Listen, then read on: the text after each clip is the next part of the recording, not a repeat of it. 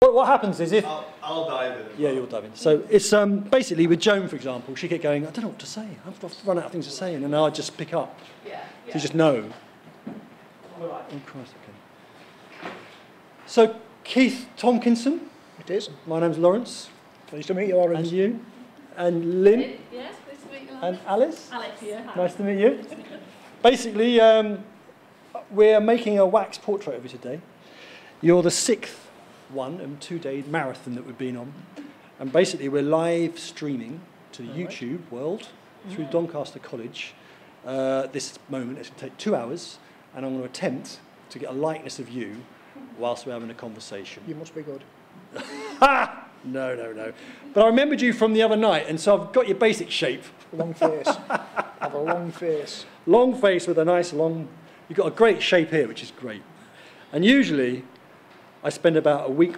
I suppose it would be a week of days spread over, say, 2 or 3 months, where a sitter would come to me, and we would have an afternoon, and I would work for an afternoon, and then I'd have a rest. And it would all be covered up, it'd be a clay sculpture, and it would all be covered up, and you'd sort of, what I'd first of all do is I'd be doing that on your head. I'm going to touch you every now and again. Yeah. And all that kind of feeling I'd have in my hand, and I could feel what's going on, and I could begin to translate. And my hand almost has, eyes in all its sensory areas. So I can't do that because this is a, I don't know what it is actually. Is it 1, 2, 3? It'd be bizarre. It's probably only double life size or something. But anyway, it's a very small thing, so I can't use all my normal kind of techniques. So Right. I've really learned on the hoof, as I say, where I come from, On the hoof, yeah. on the hoof, Yes. a technique to do this, as well as have conversations and chat. So it's going to be interesting. This is the last one. And I gave a sugar low at about 4, and I've been sleeping in the chair, and then I knew there'd be an energy that came into the building, and I'm now invigorated again. Invigorated. Yeah. So you've worked in the pit, in the mine. Where are you from? Bolton-on-Dearne. Bolton-on-Dearne. Bolton-on-Dearne. Little village, mining village, between Doncaster and Barnsley. Right. So do you consider yourself a Doncaster kind of miner or a Barnsley miner? Barnsley miner, but a Doncaster man. I've lived in Doncaster longer than I have in Bolton-on-Dearne and that neck of woods. Right. And I don't go to that were his nights out in Barnsley. Right. Not so much in Doncaster. Because of what A1, that split everything. So you're either one side or other side at A1. And so, how many years did you work in? But where is it? Which pit was Goldthorpe. it? Goldthorpe. Yeah. If you're travelling between Doncaster and Barnsley, you pass Goldthorpe. Right. On, Is there anything remaining of it? No, it's houses.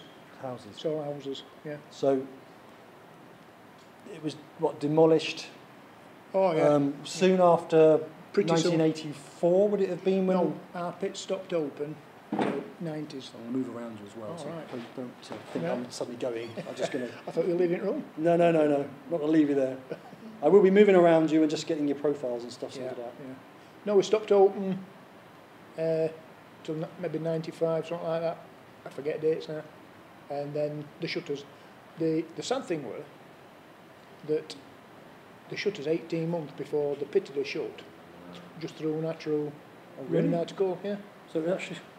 So we were running out of coal, but the shutters, because they wanted to get some coal out of the numbers that were being mined, they'd got to take numbers out, tonnage out. So what they ended up doing is shutting certain pits, and Goldthorpe was producing a lot of coal. In fact, at the time it shut, it was producing the cheapest coal in Europe. Really? Yeah, but somebody decided our fate for us, and it shut. So it were a sad day. Yeah. A sad day. How long was the process from being told to actually closure? There's always rumours. There's always a rumour. Yeah. And Barnsley Chronicle had put it in their paper before Union managed to tell any men that Goldthorpe pit was shutting on Friday. So it were a case that as we were on day shift, Union man come, because we were on a paddy. We didn't go down a shaft. Ours is a long train. So egress, you said the other day. Yeah. The egress is when you're coming out. Right. And what's going in then? Descent. Ingress. He works at the college. Good man. An ingress. So they got us off at Paddy. Union man. Paddy. Paddy, that's a train. Train. So that's your train.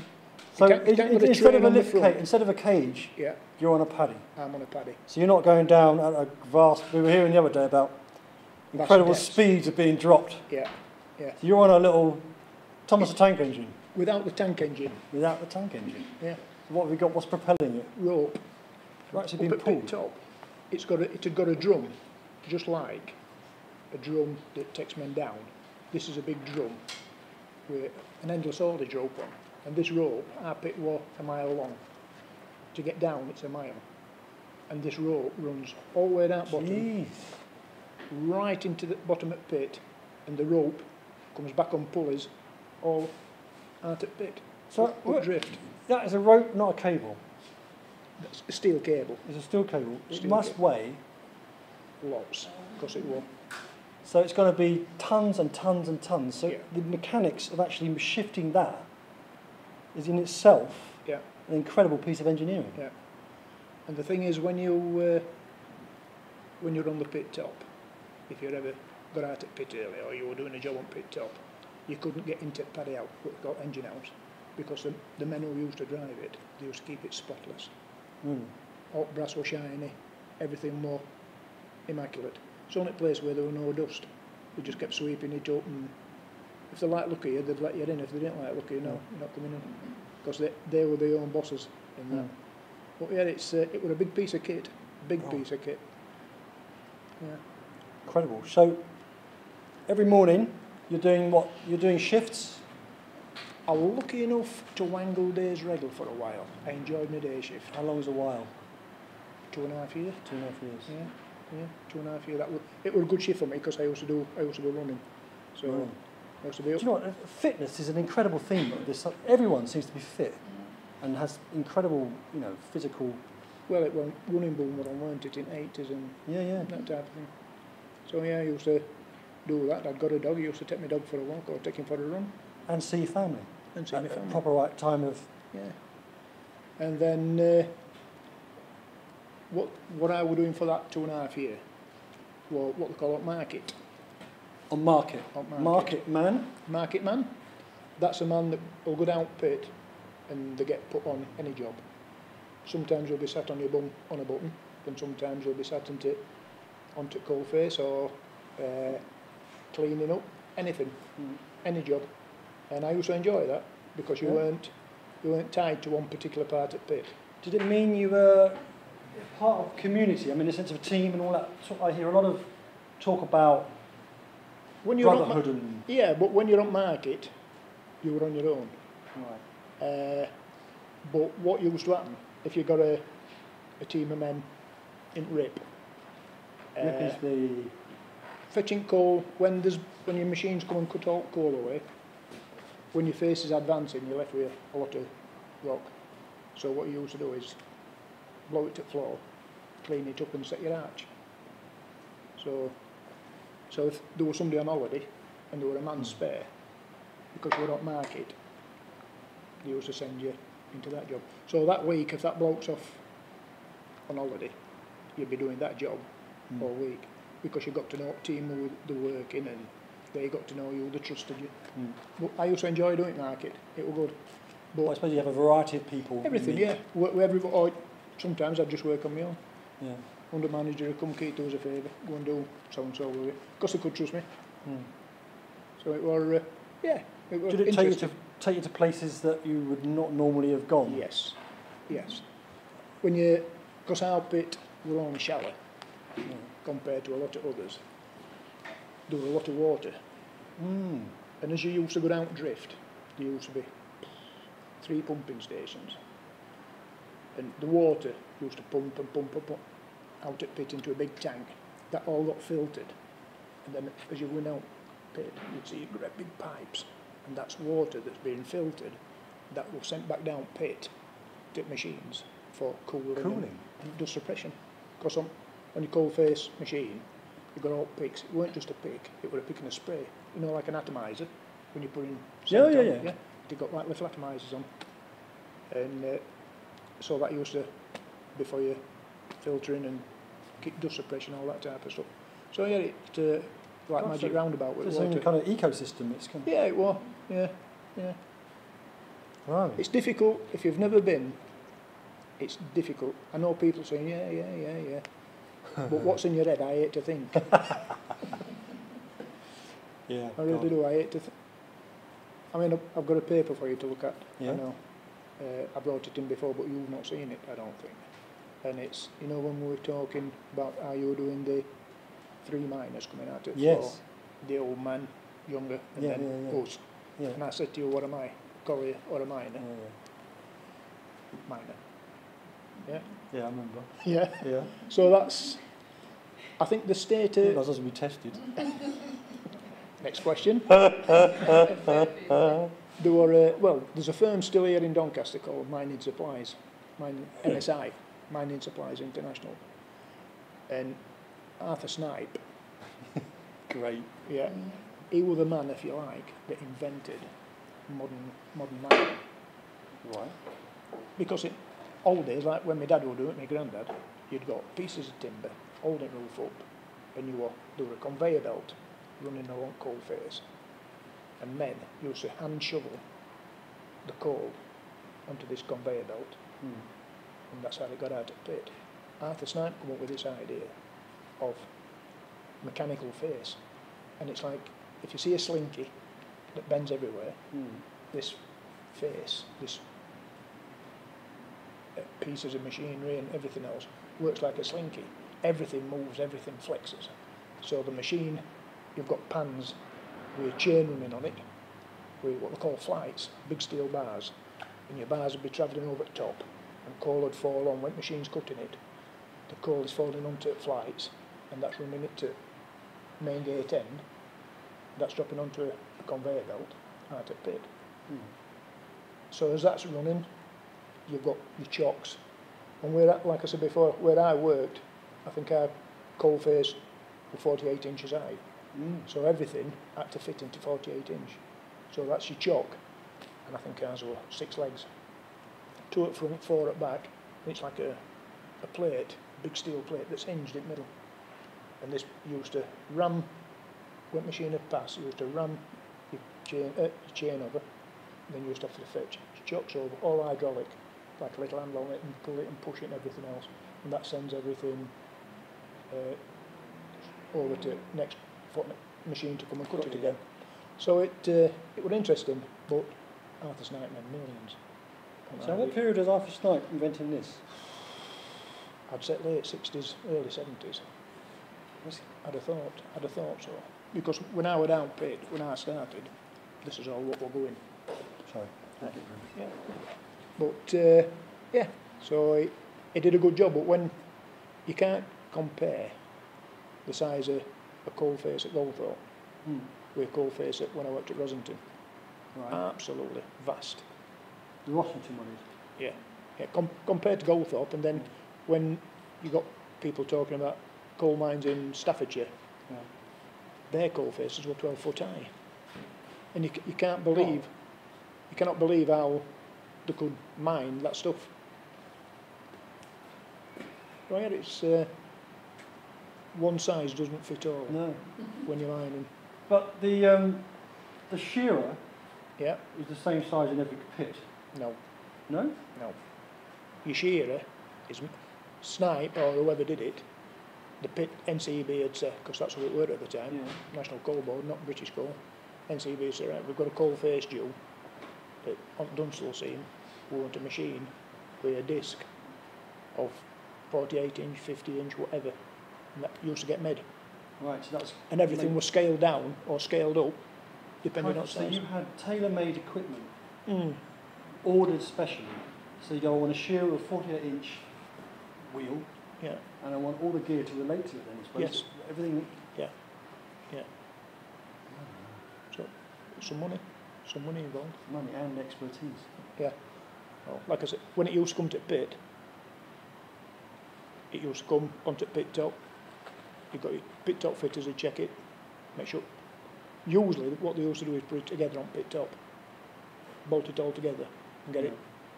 Yeah, everything's here, and then the men on the machines down down pit getting it ready, they get your coal face ready.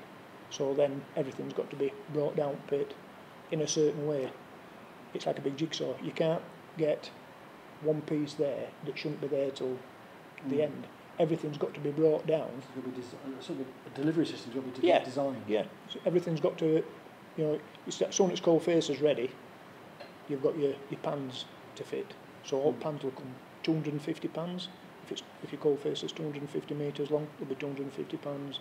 Then you've got your pan sides, and then you've got your rams. Because on your pan, it's not just flat. One side is angled, so as it's shoving over, it's lifting all debris up and pushing it onto the pan. The pan is like a shovel on the end of it's like a thing that lifts stuff. No, what the pan is, it's permanent, fixed, but the bolts are all loose, so it'll flex. So one pan might be 1 metre long, but it's double skinned. You've got a top and bottom. So your chain is running on the top, and when it gets to the other end, it's running on a cog, and it's going underneath. So it's just like an endless chain. It's just like an endless chain. And that's carrying material out? That's carrying coal out. So that's the stuff it's like a long... That's taking it to your... Conveyor? That's taking it to a conveyor. Right. And then your conveyor's taking it out at the pit. So that's dropping it, and then it comes over, drops it into the thing, and then moves on upside down, as it were. And it goes over around the thing and then comes again, does it? I've got a Wallace Gromit idea in my head. You asked me what's in my head. Yeah. It's a kind of a Wallace and Gromit kind of image. What you used to have is a machine. And like I say, there's a picture thing. And the cutting head is on top, on a bit what we call a ranging arm. And the man at side, he's pressing buttons and moving, because everybody wants everything straight and everything level. Because that's how everything works better. And it's the only thing, I never drove one in madness. I never were a shearer driver, but I've had a go on one. And what they used to look at when the coal face, a good shearer driver is looking for what they call tram lines. And when you're looking at coal, right at top before roof, the coal seems to be laid opposite way, so it's a darker shade. Really? Yeah. Like a fold in a... Not a fold. When you cut it, you've got coal, normal coloured coal, but right at top, you've got at Goldthorpe Pit we had 2 bands, and it's like if you look at a draft board. There's one side left and one side. What this is, and that's where it pick. We used to come and touch it, and they used to try to cut to them lines, and kept your top level. Like I said, at Goldthorpe we were blessed with good conditions. Yes. And when we had it bad, it was bad. Yeah. Where Ickleton Pit, they might have had bad conditions for 12 months. Right. And they really struggled to get coal out. And you always worked harder in bad conditions, but you don't have good conditions. Good conditions, you're just crawling up and down a coal face, and coal's throwing itself off. When you've got bad conditions, top's coming in, you've got to stop, you've got to timber it up. Sometimes you've got to put big dowels up with like a special glue to hold the roof up. And then they weren't good jobs. Did you do them? Yeah. And I went on, we got asked, me and a lad, we got asked to go on 6 o'clock nights to do this doweling, because face were in. And 6 o'clock nights, nobody's mining, so we got coal face to ourselves. So what we used to do, go down with a big drill and drill these holes, and you used to put wooden dowels with like a resin, and you used to glue it, and you used to try into the coal. Right. If you put it at an angle, if that's your coal face, you used to put it through coal and up into roof, trying to find solid strata. Right. And what do the dowels support? The root. Okay. Yeah. And these then are connected to... Nothing. Because it's wood, when you drill through the coal into strata, It supports the coal. It supports the coal, and because the strata's cracked, when you've drilled up, and there's fissures in. So when you set that glue off, it spins and it seals the cracks. So it gives it a little bit more fastening. Yeah, you roughly get what I'm I getting mean. you. Sorry, I've had Yeah. to stop making sculptures now to try and that way. This is bad news. They're getting complicated. It is. It is. It's, God. but the machine, you couldn't put steel up No. because when day shift come on, they used to cut the wooden dowels because it had cut wood and it would just snap off. So as it come and cut, the miners on day shift used to try to ram over and hold the top up with the chocks before it crumbled. And it took us a fortnight to try to catch it all. And what usually happens, you start at end where the cavity is and it'll close. And every time you come on, it started holding. It's held under this chock, so you'll move on to the next one and put more dowels in. And next time they cut, it'll hold on to the next chock. So hopefully, you keep narrowing it down till you get a bloody bad machine man and come and rag it all out and start from scratch again. Well, just one of those things, but I'm surprised in myself how I can still bloody remember it. Good job I haven't got dementia. Yeah. Well, you just might have long-term memory, that's your problem. What do you have for tea? I haven't had it yet. There you go. It was lovely, wasn't it? It's all coming back to me. I'm ready for a pinch of snuff. Yeah. Did you take snuff? Did you do snuff? Yeah, not very often. Did you do snuff? No, no. Not very often. Used to make my nose bleed.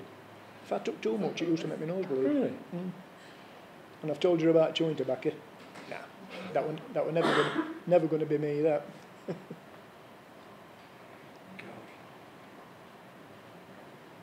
So, how many years did you do? In total, I think it's 27. Christ. 27, yeah.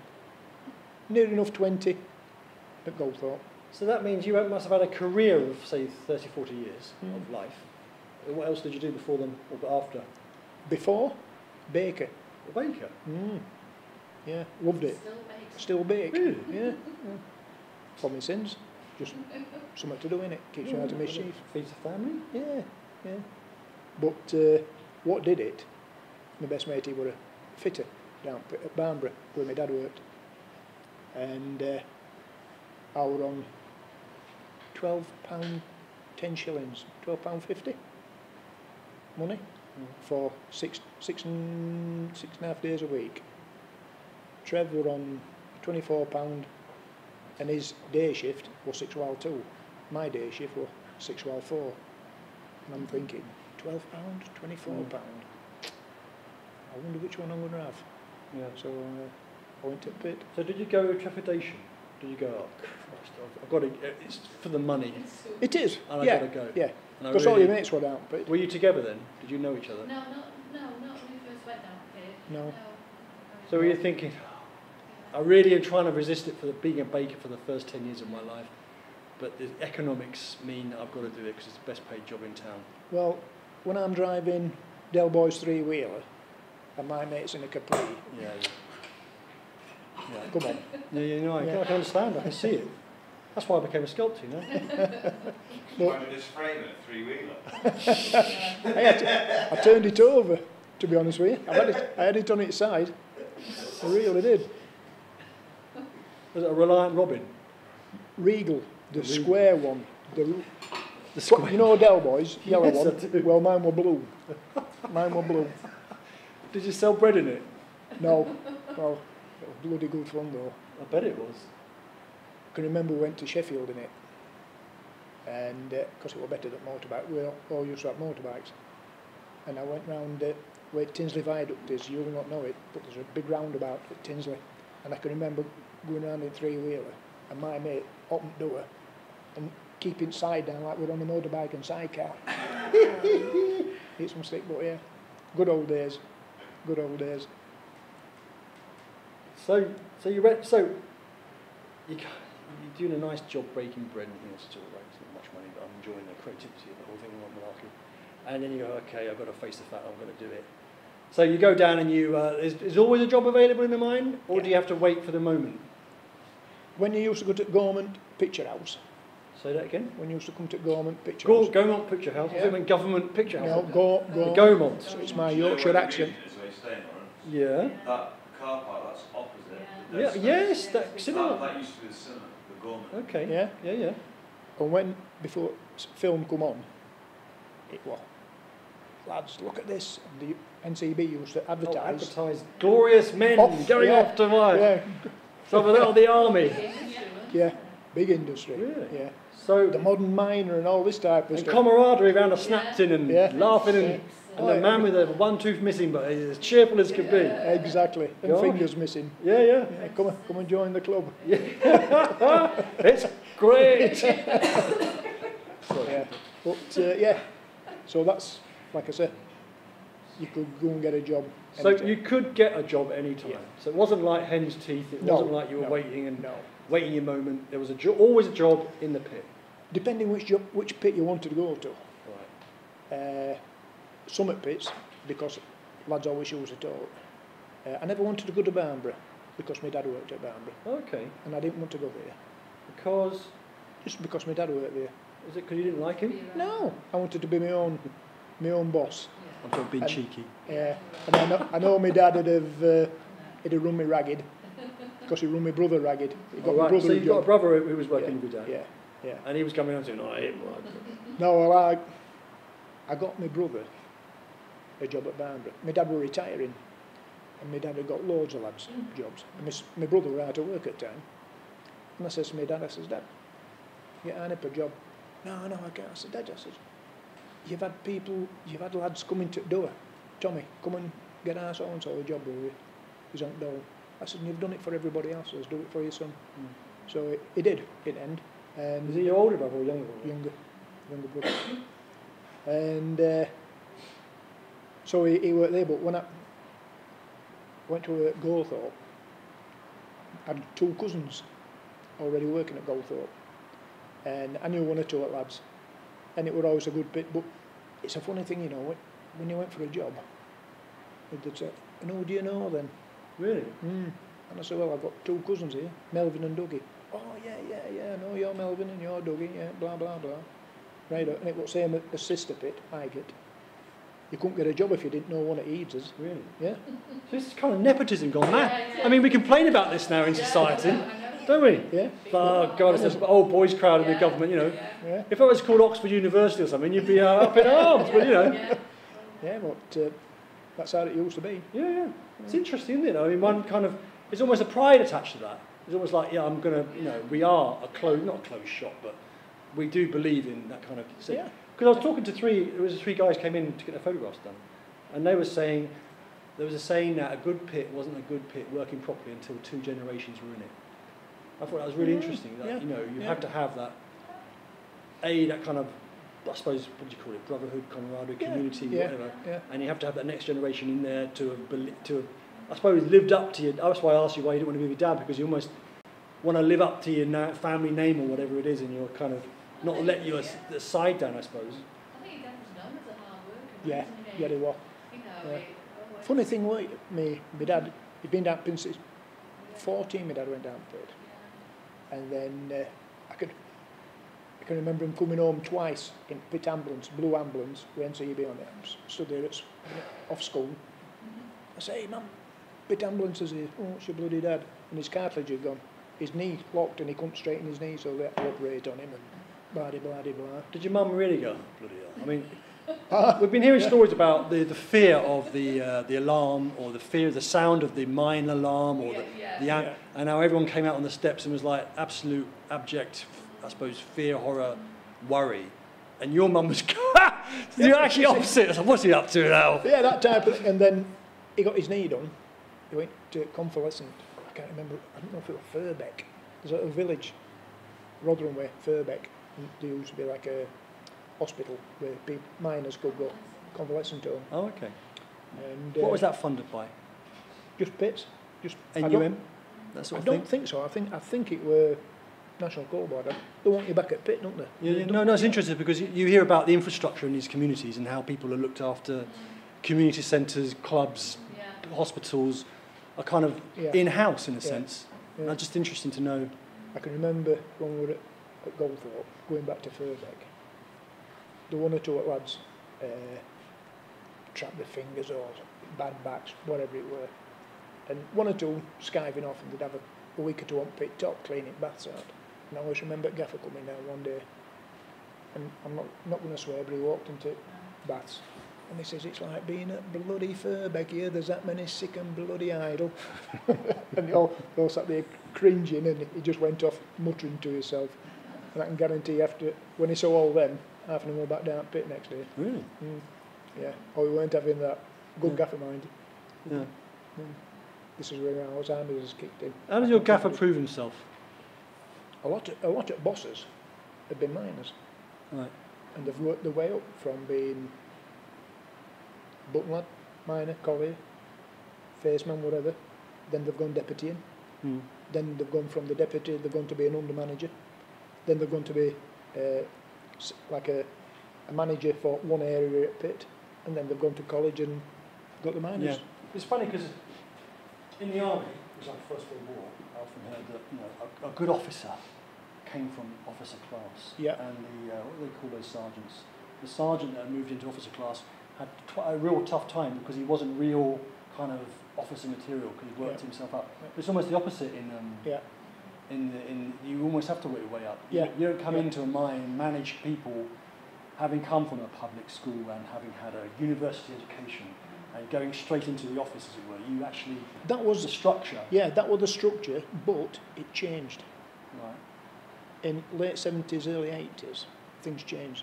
What they used to do then is go to Newcastle University or Durham University and see anybody that's doing, I don't know, engineering. And I can remember one lad, Gareth, a Welsh lad, a bit younger than me, and he come on when we were on nights doing this dowling. He come down, pit ways and something. Yeah, we've got a gaffer ways, blah blah blah. Yeah. And when you're timbering up, there's an art to it. So we're doing this timbering up, and Gareth had got this little NCB notebook and he's drawing. And as he's drawing on, Like me, I do that. Yeah. I do a bit of drawing. And he's trying to draw this thing what we are doing. Very nice too. And I says, Gareth, what are you doing? He says, Keith, don't tell anybody. I said, what's up? He says, I've never seen this done. I said, but you're an under manager. He says, I know. He says, I'm straight out of university, aren't I? I says, you're joking. He says, no. He says, while he were at university, they got him to do all his deputy's papers. They got him to do his under manager's papers. Then they sent him to a pit to do so many days coal-face training. So he'd got the gist of it. And then they sent him to our pit as an under manager. It's a good job Cole were Black Horse, he wouldn't know what he were doing, would he? How long did he last? He weren't too bad. He did a couple of years. He was a not too bad gaffer. Yeah, he were all right. Only a young kid. Nice bloke. Yeah, people used to take. But we had to teach him, we had to hold his hand, Something like had that. to look after him. He finished. He just come up to me one day and says, Keith, I'm leaving. I said, oh, where you going? He went down to Cornwall in tin mines. Really? Yeah, he went to be a tin mine chappie. And I've never known no like that, but if that's where he fancied, that's where he fancied. Don't drop my face, will you? It's like some sort of... I'm going to end up with It's a sculptor's dance. See me at a disco. I'm going to end up with a broken nose here, aren't I? There needs something doing to it, don't worry, we'll sort that out. Yeah. Gosh. So you're good, yeah. So they had good gaffers, they would work their ways up. Yeah. So would they be like 40-year-old, 50-year-old guys? Yeah, some were a bit younger. There were Mick from when I lived at Bowlby. He'd come from another pit to Goldthorpe, and he was a good grafter, bloody good grafter. He'd come down pit as an under manager, and under managers, it's the one that says, do that. But Mick, he used to tell me, Keith, what are you doing? So and so. Go and get a shovel. Come here, muck in with you. I say, yeah, you're boss. I say, no. I get fed up of just being the boss because he'd always done something. That one Mick used to live at Bowlby, can you remember him? Yeah. What's the difference between is it under manager and overman? Overman, he runs the shift. Right. So if I'm on days, Morris, Ibad, smashing kid, he knew my dad. Hey, you Tommy's lad, yeah, blah, blah, blah. Everybody knew everybody else. Well, Morris used to run shift. So as men are coming in... And he's an overman? He's the overman. So he's running the area. So if I'm at market and say, oh, who's in market man? Oh, Keith's in, right, send him to so-and-so and he's telling deputies what he wants, different people. Your under manager is the one that's over him. Oh, right. Yeah, he's the under manager is the manager's deputy. Okay. Yeah, so you've got the manager and you'd have maybe 2 under managers for different parts of pit. Bigger pits would have more. Okay. So they're doing all your safety work. They're wanting to know why this machine's broke down, why this.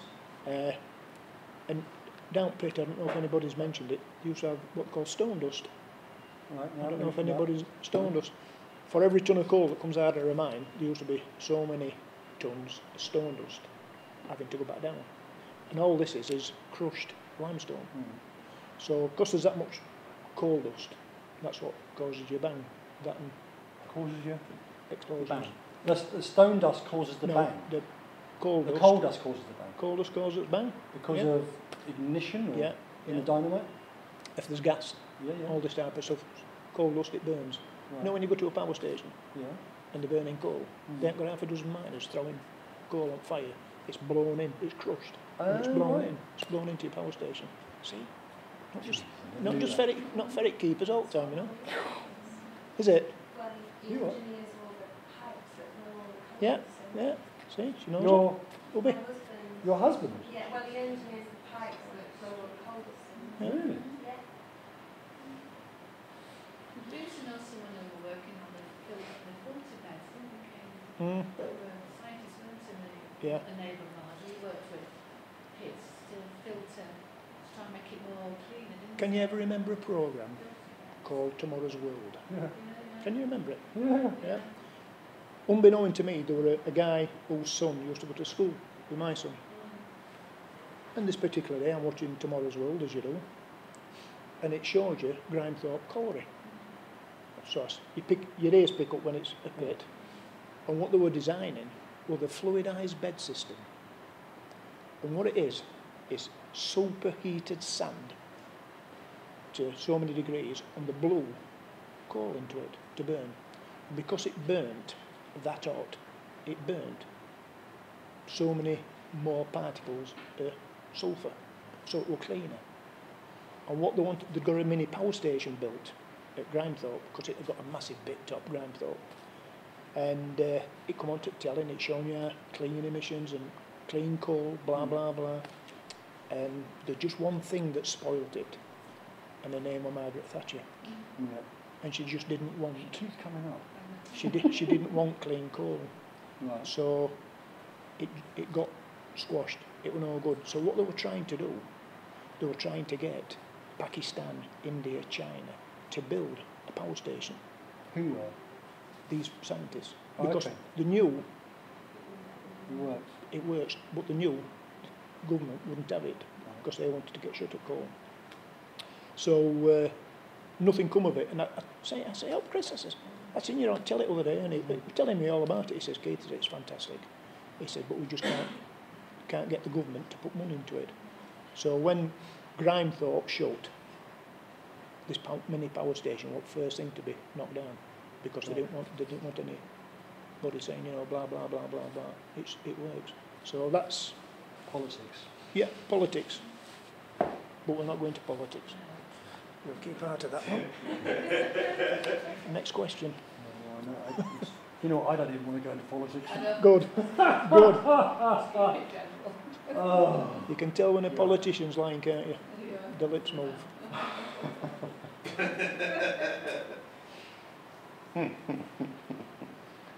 Oh, yeah.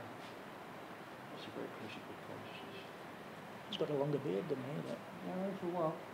I don't know if you have, actually. I've I trimmed find it. that even up with your nose. Oof. Everyone's trimmed beard, haven't they? Yeah, yeah, everyone's have a little Actually, hairs in their ears. I've got a growth on. I don't usually have it this long. I usually have it cut down a little bit on this. What cut down a little bit? Just here. What's that? These, That's this just... hair. How long's that mine's- taken then? I've always had a beard. I've always had a beard. From once. Apart from once. And I'll just Okay. tell a story. Yeah, very good. Because Keith was the mine rescue man, Yes. and when he first got into it. Off we went upstairs and I'm getting tea ready and messing about. And all of a sudden, I heard Pete shout, Lynn, and I went to the bottom of the stairs, hooked upstairs and he shaved his beard off. But I've never seen him like this today. I've never, never, ever. And I went, oh, that was right. I was talking to my auntie on the phone and I said to her, oh, he shaved his beard off, I was shocked. And I had to put my phone down and I was stood there and he just let us like a moustache. I went, oh God, I don't know if I can get used to it out of the beard. I just always known me with a beard. So you had the beard up for a few years when you went manifesting, didn't you? Yeah. Did they not allow you to have one? You couldn't wear one. Couldn't have a beard. If you think of a fireman, you never see a fireman with a beard. It's because the mask has got to have a perfect seal on your face. So I had to shave my beard off. And funnily enough, it was Christmas time. And we'd gone into Frenchgate Centre and sing one at lads. And by that time, I didn't think about not having a beard. And he's talking to me and he never mentioned it, and he never noticed. And then I went to the pit and I'm there getting changed. As I'm getting changed, I'm talking to people and not one said out. And all of a sudden, lad who I used to work with, Freddie, he just walked by end at bay and he turned around. He just looked at me, help, Tomo, I said, help. And he went, oh no, he said, Tomo shaved his beard off, and everybody went, oh wow. So that was it, then all this sticking started. My wife's dad, he's got a beard, and he shaved his off, and a very, very similar reaction. But the company he works for, he's got 2 ID badges, because if he shaves his beard off, he looks like a totally different person. So he has to use the other ID badge, otherwise it doesn't look anything like it. Yeah. And it's so bizarre. Like, it very, very rarely happens. It's normally a pruning accident that forces a reshape. But yeah, it's incredible. But my beard's always been short.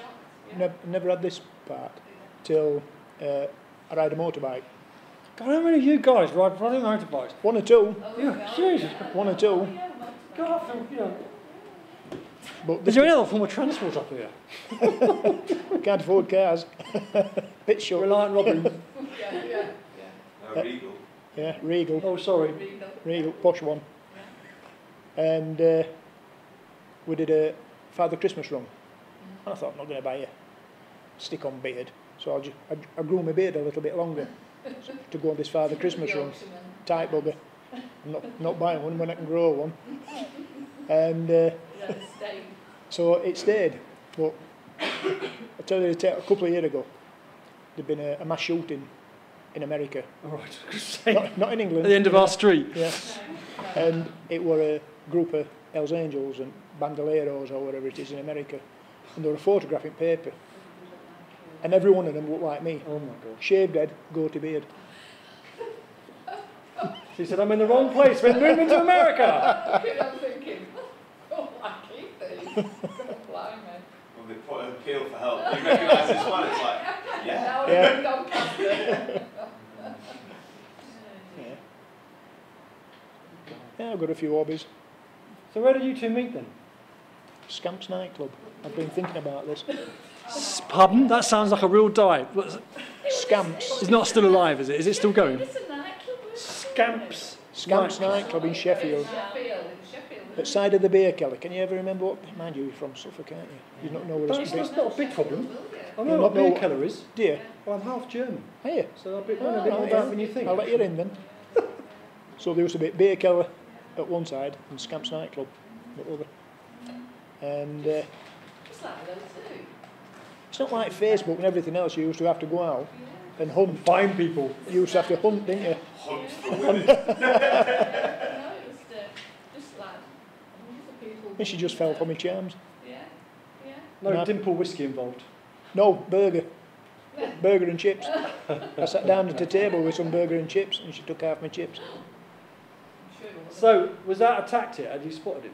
Or were you thinking, I want those chips? Do you know what? It's funny because we've been married for 40 years now, and it's a long time ago. But I can just remember meeting Keith, and he was your friend, weren't you? You met Trev. Trev, who looked like John Travolta because he got this white suit on. I can always remember now. And Keith had got a suit with a big high waistband. 3-button waistband. With things like that. But of course It were in fashion. fashionable then. Fashion in the 70s. Flares, were there flares? Yeah, yeah. But I can remember him saying to me, I'll give you a lift home, and I went, oh no, I thought God was going to kill me. I went, no, thanks. I said, I'm on a minibus with some friends, which I were, and I can remember now to laugh about it. I was God, man, my dad would kill me if he didn't like it. Give me a lift home on first day, you know. So Dad's ex-policeman. Years ago. Yeah. Dad's or what? My dad's ex-policeman. Yeah, he was, yeah. You know how there's Yeah. my dad and me mining side, Yeah. Lynn's police side. Yeah. You're all police. No, Well, Lynn's all oh, but, yeah. Because when we got married, I had to, this is, I don't know if they still do it now, but I had to put in like a request to get, for permission to get married, and I had to give keys, From where? details, from Chief Constable. To get time off work, you mean? No, just to marry. You're joking. You had to let You them are know. joking. But we're talking about time. I know we're talking, it doesn't matter how long ago it is, it's a bit of I a... don't know what the wording was, but just to let you know that, blah, blah, blah. And now I had to give keys. And then you showed them some keys. American, Yeah. some American gangster Yeah, shots. his details and his family, and of course they checked his background to make sure that I weren't married anybody Oh who my were a God. bit. But that's what it used to be like. But people didn't live together then as much either, you know what I mean? So I don't know. I don't know if they have to do it now or not, until I've lost track, but... thing is, Max, yeah. what you've got to remember is the dad was a policeman, so she's actually applying to her dad, not everyone yeah. else. Two birds with one stone. Yeah. You got the hint, Yeah, didn't you? they used to check people's record, not sure that you marry somebody who's suitable, that can, you know, but yeah. Anyway, they said yes. Did many people get removed? Did many people get refused? I can't think of anybody, to be honest with you. But 40 years later, so you can't Mind see many problems, really. I'll tell you what, when I was getting married, and you hear about all these, your mates and everything else, and I'd invited the entire coalface team Right. who were on with rippers, facemen, everybody, alt beltmen. I said, look, you're welcome to come. I says, And the old turner. and they all turned, well,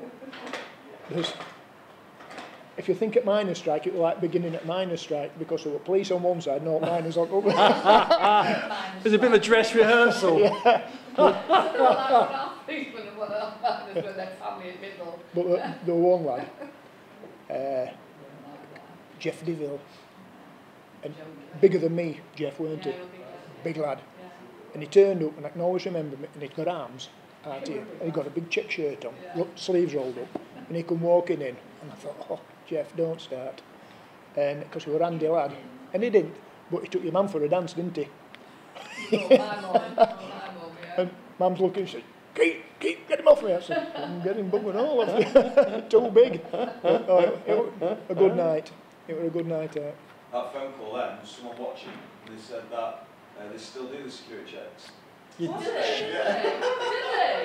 It's to make sure that no one's marrying into the police. Right. To try and like...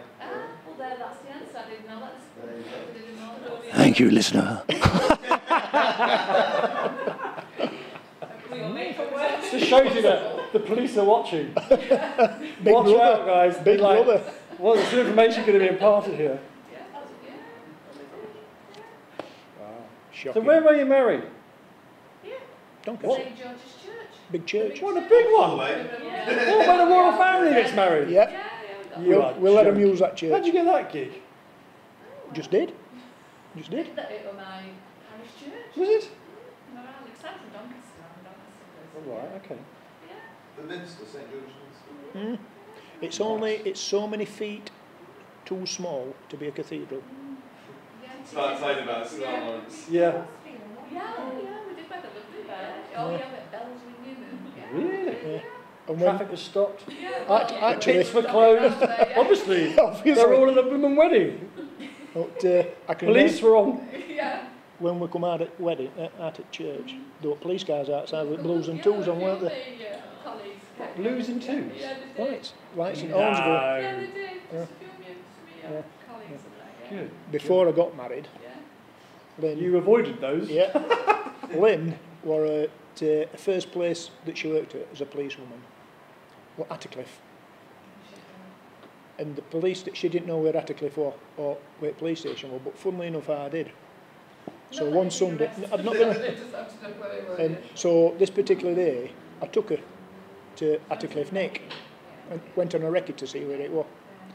And as it happened, the Nick was surrounded by gypsies with horses and everything. Right. And so she ended up and she had a good couple of years there. And because I'd been on nights, and Lynn, I think Lynn had been on nights, I went to pick her up. I know you don't know area, but you might do. And I'd come to Rotherham, and you come under Tinsley Viaduct. So I pulls up at roundabout, Sunday morning, not a car there or anything, pulls onto it, and I'm just having a steady trundle up, and all of a sudden it was like something out at Sweeney. There were police cars in front of me, police cars at the back of me, one at the side of me, and silly bugger here, sat in police car laughing her head off. They pulled me. No. All good fun. Yeah. If you ever watch Sweeney and you see Granadas and all that, that's it. That's the time it went on. That's fantastic. What sort of police person were you? Were you a Bobby on the beat, or were you in special ops? Yeah, I did a bit of all sorts really. I wasn't. You're a market man. Yeah, no, I'm just an ordinary constable really, but I did a while doing around schools and that type of thing, and I did a bit of shoplifting squad. She didn't do shoplifting. Just to test them out, doing testing security services. And I did a bit of work in offices and moved around, but yeah, just a general bit of everything really. So but and then we had our son that was minor strike, wasn't it, at the time, and and I still work for the South Yorkshire Police now. I'm proud of it. You still work for them? Yeah, I do. Crikey, so it's been, well, how many years has that been? Gosh. Well, I mean, the job I'm doing now for 24 years, and then over 30 years, I'm proud of it. I should think so. Yeah. So how was the strike for you? I mean, that must have been a very tense time as far as community goes. Well, it's strange really, because I can't remember me and you making that big an issue out of it. We tried not to, didn't we really? We knew what was going on. Obviously we knew what situation was and that, but our situation wasn't going to change. No. But I was saying the other day, the only kind of lucky thing about it was that I was on maternity leave when I was having Ben. So although I was still in the South Yorkshire Police, I was actually on maternity leave. But so we kind of made a bit of an agreement with each other, didn't we? That because of my job and what have you, that Keith wouldn't go on the picket line, didn't go to meetings and would stop out on strike right to the very end, which he did. No problem with that, but it was wouldn't go on the picket lines because they were, obviously it would be. Plus where we were at Bowlby, we we weren't on an estate where it was full of miners. We didn't live in a mining There were a village, couple of lads. Rod, he were a pitman. Ken next door. Yeah, but it weren't. Odd one or two lads and. Yeah. But it weren't as awkward as if we lived in the middle of a mining village, really. So really, really, in funny circumstances actually. Well, I was in the day really, I mean, fair enough, maybe because I was a police officer and Keith were miners, it was slightly different. But there were a lot of families in the same situation with sons and fathers and brothers and. Well, I imagine you were sympathetic. I mean, I don't know. We're not getting political. Yeah, no. But I imagine there was a lot of sympathy anyway. Yeah, well, I think there is really the same mistake because a lot of police officers did come from mining families, Yeah. When And was there conflict in the police? So in the police, and if someone was sent out to a picket line, what would the atmosphere be? For example, in what is it, a charge room or something, or where you're dispatched from? Would there be like?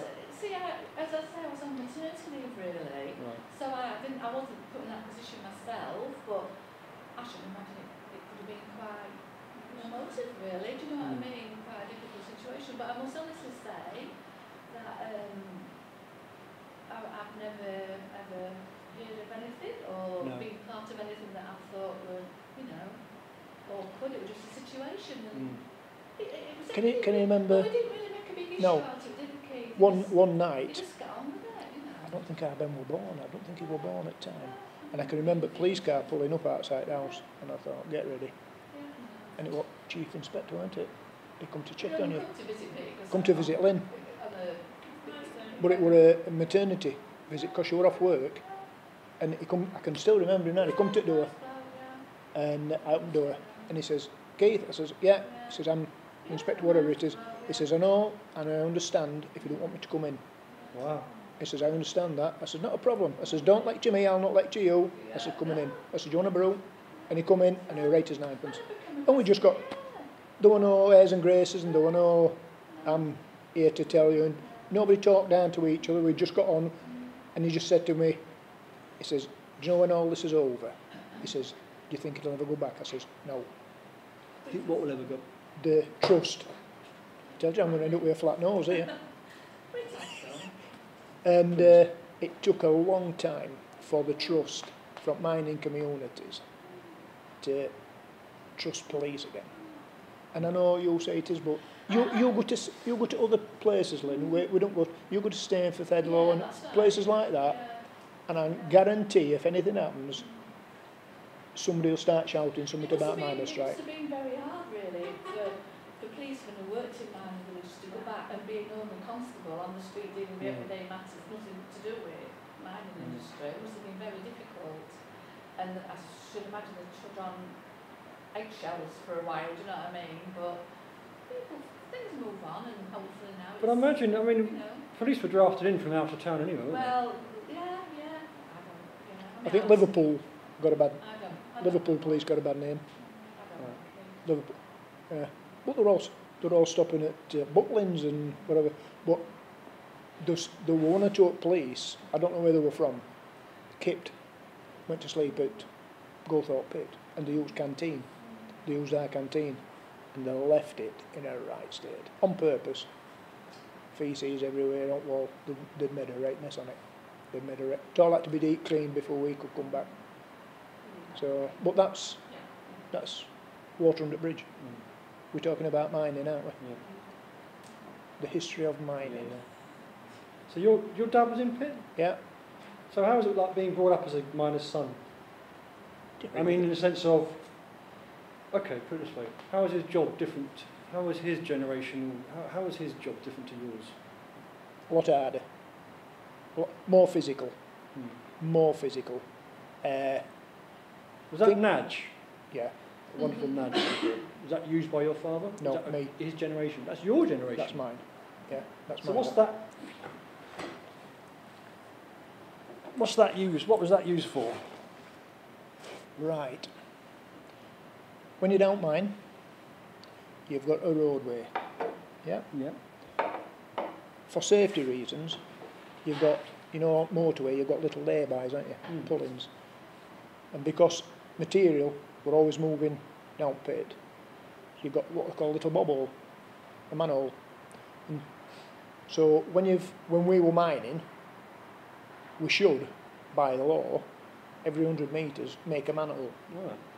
But when you're on money, you forget to count. Right. So deputy will come and say, "Oi, there's a manhole wanted back down here."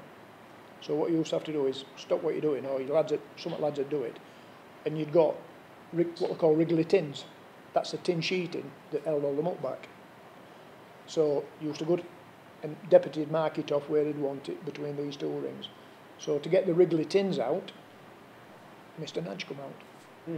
So you use this to cut through tin sheeting. Oh. And that's what you used to use it for. And if you wanted to knock anything, if there was a lump of rock, use that end. Right. So that were a cutting end, and that's a thumping end.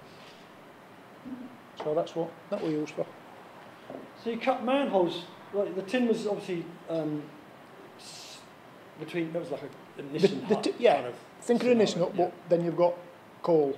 Yeah. There's something round it. So then what you've got to do is take your tin sheet out, and you've got a strut that holds. If you ever see a picture, you've got your archway.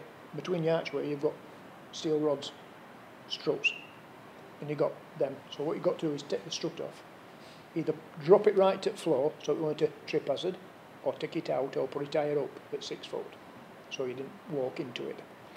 And so then you've got just a load of coal in front of you. So then what you have to do is get your nudge or a pick and literally pick out an area, I think it's a metre wide and then like a metre back in a square, just so you could stand up in it and let materials pass. So they weren't a safety feature, they're more about a practical... Yeah, safety feature in one respect. I mean, if, God forbid, and we had it, to get moving material, some pits have got a little train to pull it, but a tar pit, what you've got is a endless haulage, what called a pick rows, and it's an endless haulage, and this rope would run up your gate, and you'd clamp your tubs of material onto this rope, and there'd be somebody at the bottom of the gate, and there'd be two men, one at front, one at back at tub, walking with it, and making sure there's no on track, so you get your materials up to your job. It's safe. But more than once, when you put this clamp on, this clamp's come loose because of weight, and you'll see it slowing down, and then sometimes it'll break away and run. So then you can hear it, and you'll see, yeah. But very rare that happened, very rare, and that's when you used to dive in manhole. Did you hear it? No, no, I didn't. I heard some things, and you used to get it manholes when they used to be firing. The deputy were firing. Firing the rip. Putting dynamite in. Yeah, yeah. Have you ever experienced an explosion?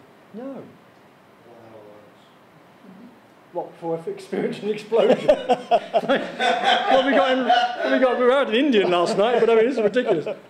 Really? No, I haven't. No, I've never. Have I no. Oh!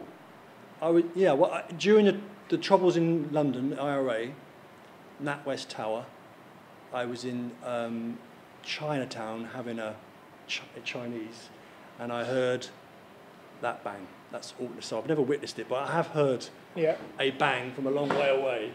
When you're blowing rip, you got used to it, and sometimes if it were really heavy rock, sandstone, if you hit a bad batch of sandstone that were really hard, and drill were bouncing off it, and because you used to have to drill maybe 4-6 foot in to blow this rock down, and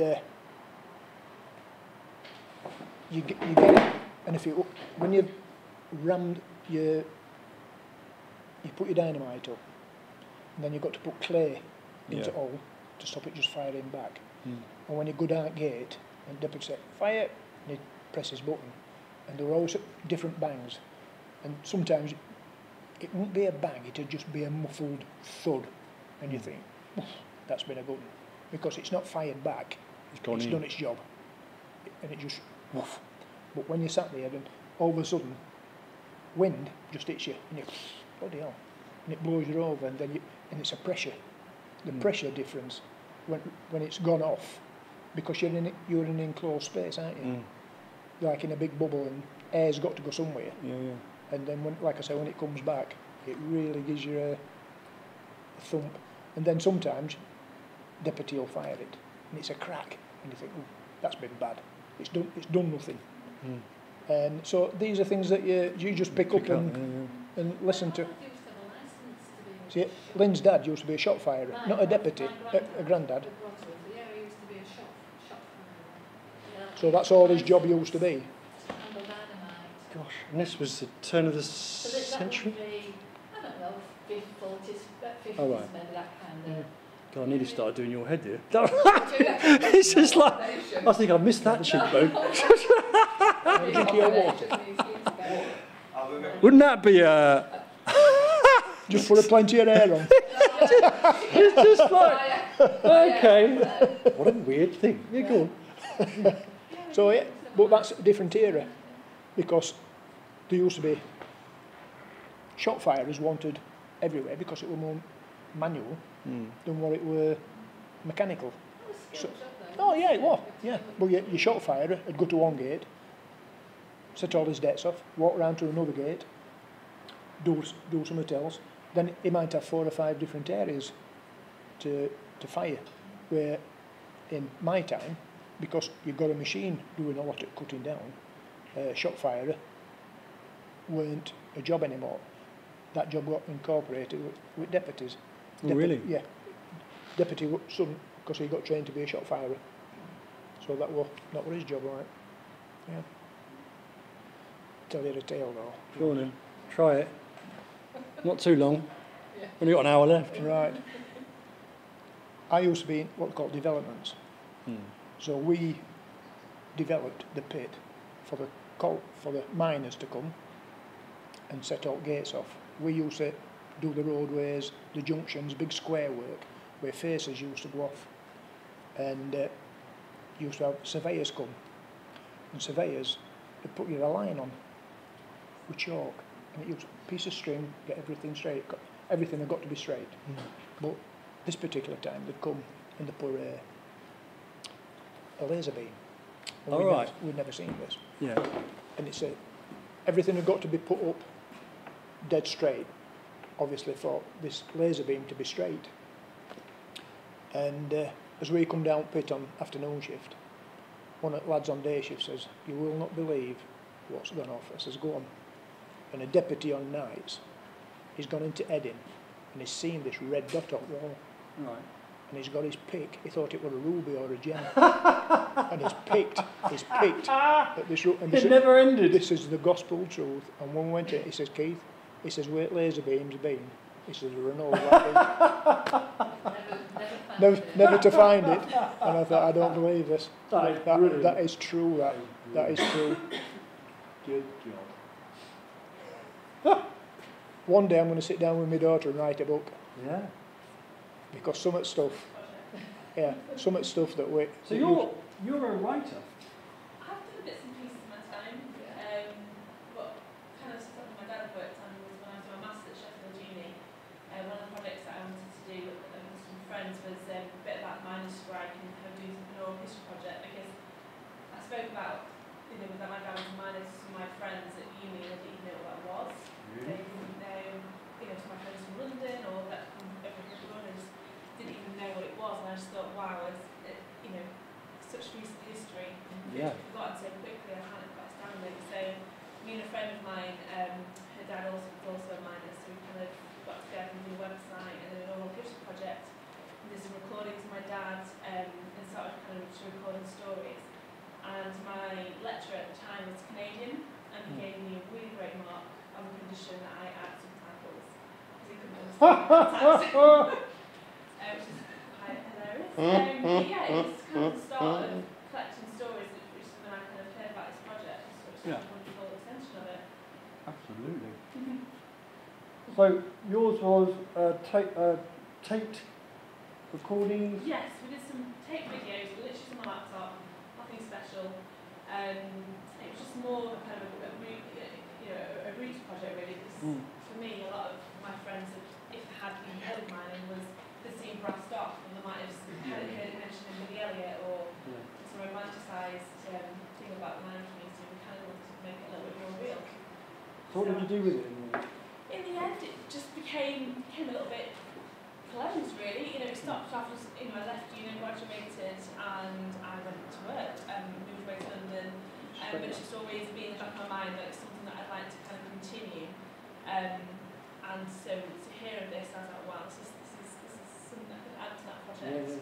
I think one of our projects will definitely be me getting all the memories into a story. Yeah. I mean, literally a piece of fiction in the end, based on... I don't know, I quite like the idea of having it as his own voice, really, rather than mine. So, I don't know, maybe collection of stories, biography, who knows? Listen, I can use this on page now. I can use this picture of his head. Squashed on the floor. We can work that one out. You'll have to stay another half hour. With a flat nose like that. We can give you a real dramatic. We never drop them while they're here, though. Yeah. I'm going to just say one thing then. Lynn, tell them about that young lady at your place, about the miner. Yeah, well, it's not... Set the scene. It's not quite so funny actually now, but at the time it was, because we were talking to generally girls who I work with and that, and the bloody young apprentice working with, and we're talking like, I says, I suppose maybe I'm a bit controversial, and she went, why? And I said, well, I did marry a miner. And she went, a miner? And I knew instantly that she thought I meant, and mine was in a child. And I looked at her and went, coal that's Dave, miner. But her face, she's like, only maybe about 20. And she's like, that's a coal miner. That's who I married. Not a miner as in a child, for goodness sake. But it just shows her how it's just not in people's mindset anymore. Well, no, and with the news the way it is now, a minor is a real kind of a term you hear nearly every day in the news. Yeah, it is. Well, one of the things like that happened today, obviously, given the fact that we've had miners, coal miners in, like most people should have known what I was referencing. And it's been a long couple of days for myself and Laurence and everyone else involved, so I wasn't probably thinking the straightest. My boss was like, what are you doing? I was like, I'm in a rush because I'm just photographing miners in the studio. And he just stood there for a second, but I didn't have the ability to explain. So as I started to explain, I was like, no, not that type of miner. And then I made it worse. I was just like, oh, it's like, I couldn't say coal. I couldn't say coal miner or you know what we're doing. Everything was just like, I was like, no. It's worse and worse. You were there, weren't you? And then we were laughing too much, and I was just like, I said, I'm just going to go. I'm going to go. And that was only today. Yeah. Oh, yeah. Sorry, I'm not. No, all right. It's the bottom of my neck is going through. The way your head sits is very Right. great. But whilst other people talk, we get a chance to cry. Yeah. Can't Or fall we you. go to something more tense. It's really not a minor. See how flashy Just a dummy. You've been brilliant, by the way. It's been great. I've enjoyed it. I've enjoyed all the experience. I've just been amazed. This is. Yes. I thought it might be a bit like whistle, but it's not. It's No. bloody muscle. I don't know what it is. I don't know what it I know, is. I took keys there and quite often it's whoop, Yeah. whoop. Yeah, It's very interesting. It's a Mosquitero. When you donate your head to science, I'd really love to know what's going on in there. Well, That is right. do you know what I'm going to say? I've already been asked for my feet. You can't Really? have my Oh, we feet. could do then. Next, we got another half hour. You can't have my feet. They were already spoken for. Really? Yeah. Because I was running, and I've got a good doctor when it comes to me running, because he runs. And I got a bad knee. So he sent me for physio, and he sent me for this and that, blah, blah, blah. So I ended up at hospital to have a jab in my knee. So when I stripped off, the chap who were doing it, he was the leading knee surgeon or wherever he was. And I got my shoes and socks off, and he just looked, he says, oh my God. And I says, what's up? He says, look at them feet. I says, what? What's up with me? He says, you've got moon feet. I said, what? Mum? Moon feet. He says, put your feet together. So when I put my feet together, there's a gap. He says, do you know when you put flip-flops on? I says, yeah. He says, your big toe hangs over its side, don't it? I says, oh, it does. I said, but it's normal to me. I've had these for 40 odd years. He says, yeah. He says, you know when you die, can I have your feet? He says, I'd love these skeletons. I said, yeah, take them. So my feet are spoken for. How old is he? Not as old as me, but I could have killed him. Well, hey, such is life. Such is life. Do you want to hear another tale? No. Oh, no. No. Tell you what, have we only got 2 hours? I could sit here all day now. We're beginning to settle in now. We can get the dimple whiskey and then we can... Yeah. Because, and if they're watching, ever see this, pair of them would kill me. But again, this is a gospel truth. I also work with two chaps, Fred and Billy. I'm not going to say their second names. They know who they are. And when we weren't on contract, we'd just do his job, because then you were on pit bonus. You weren't earning bonus. Yeah. And so, because we weren't on bonus, we'd just do his bit. And you could sneak out to Gawthorpe Pit, because you used to ride cable belt, which you shouldn't do. So this particular time we were an afternoon shift. We'd done what we'd got to do, so we decided to come out at pit early. So we jumped onto cable belt, and we come up, and it's still there if you ever go by Gawthorpe, it's Bella Wood, and it's a big wood. But what it's got a big trough, what farmers put there for cattle. horses to drink out of, like a dew pond, and it had got lilies on it and everything else. And I didn't smoke, and Bill did. He said, you know, he said, I could just do a fag, blah, blah, blah. And he just got a piece of willow, because we got his knives on us, and he cut a piece of willow. He says, I wonder if there's some fish in here. I says, I don't believe this. And we just happened to look into bushes, and I found a length of line with a hook on it and this gospel tool. So he tied it to willow, piece of willow, and he tied a little piece of reed on. And we just dug around and found a worm. And we just sat, three of us, with bright orange overalls on, and this, just dropped this thing in. And honestly, Billy got this little perch. I said, you know, I says, if anybody sees us, I says, they'll not believe it. And funnily enough, gamekeeper come. And he says, what are you doing, lads? I said, oh, we've just sneaked out at pit. He said, oh, not a problem. He says, that's not your car then, is it? Because there'd been a car parked up. I says, no, it's not ours. I said, we've just come out at pit. He says, all right, yeah. He says, I keep seeing lads coming out now and again. I thought, I bet you bloody do. And so we just wandered off back round to the pit and made sure nobody saw us. And just got an early shower and went home early. But that good old days. Sat And what fishing. did you do with the perch? We threw it back. We did throw it back. But honestly, it's just a true story. Yeah. Good old days. I suppose that was some mining. Mining probably came out every afternoon. He goes, where the hell's mine? So whose car was it? We never knew. We never knew. I don't know if it broke down or whatever it was, but it had been parked, because I used to go home that way, and I'd seen it parked up for a couple of days, so I think it had just broken down on it. Wasn't a three-wheel Reliant? No, Regal? no. God knows where that is. That'd been melted down there and made into bottle tops or whatever it is, isn't it? Whatever they do with three-wheelers. So what did you do? Okay, you were in the pit obviously 27 years, and then you left it. Yeah. And then, so did you go back to baking? No. When I first got made redundant, I was like everybody else. One or two of the lads had took time off and decided they were going to retrain. I mean, I was 39, and I thought, gosh, I've 2 kids, I've got a mortgage, I want a job. So I went to job centres and went bought pit showed.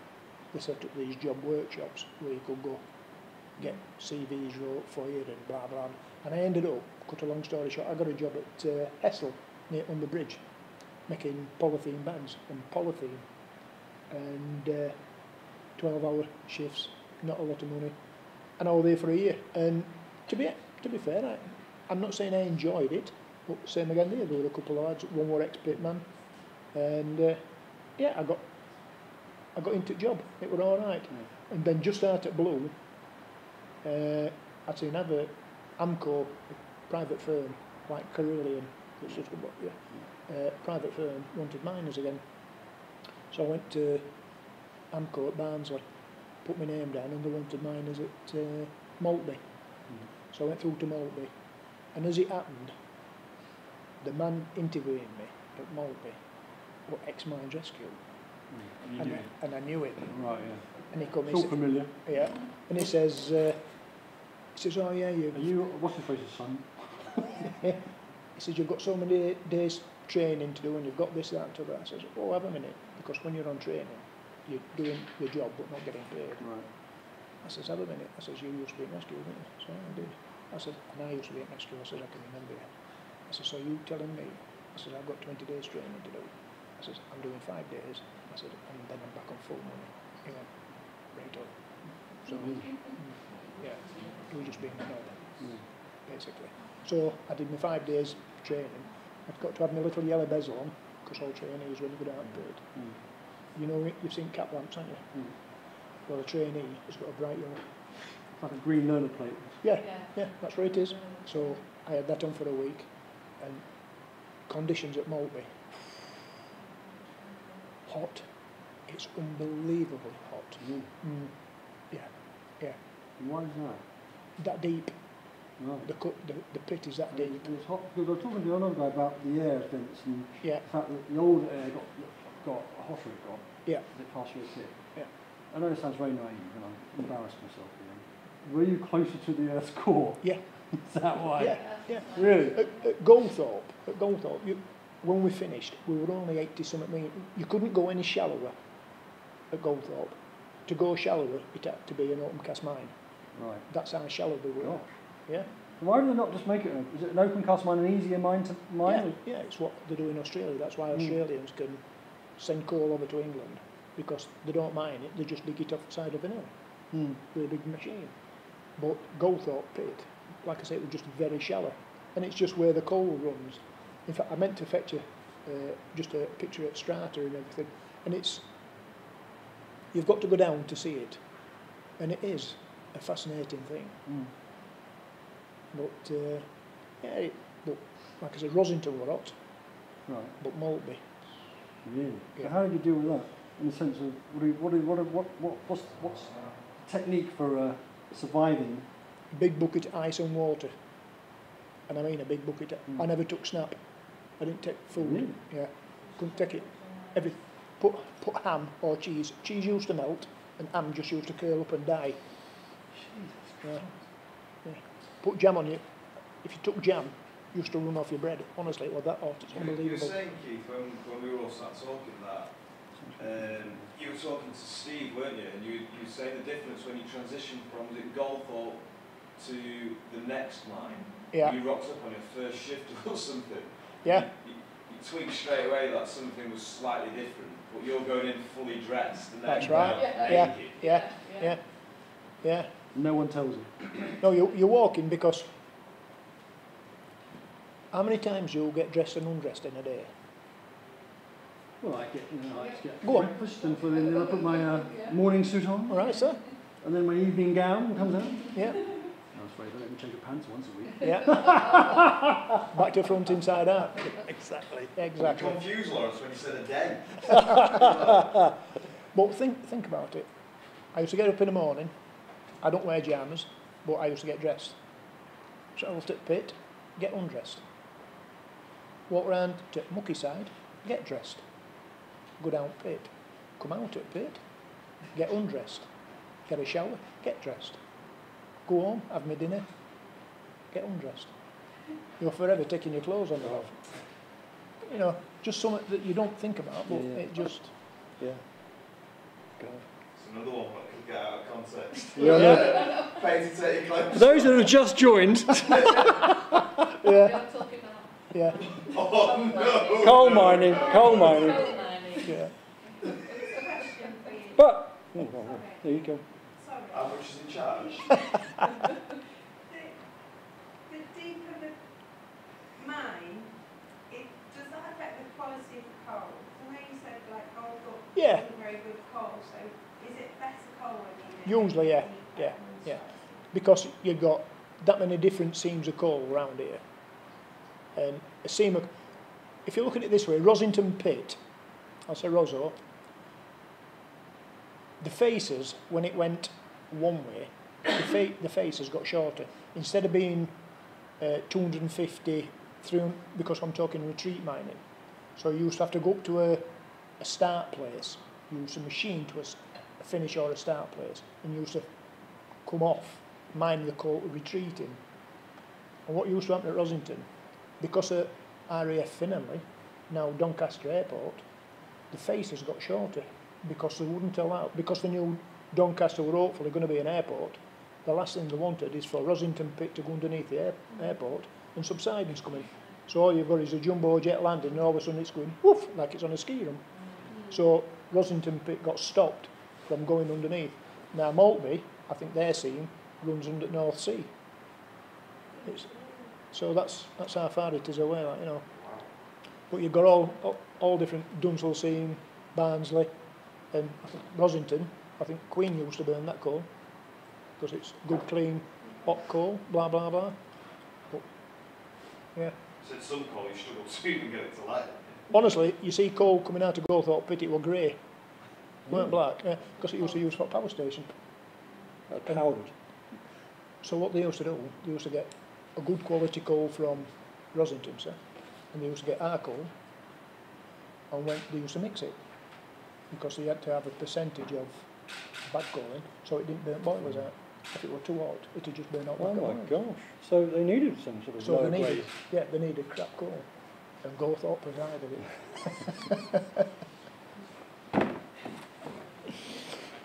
20 minutes. Laurence. Champion. There's no explosion in 20 minutes either.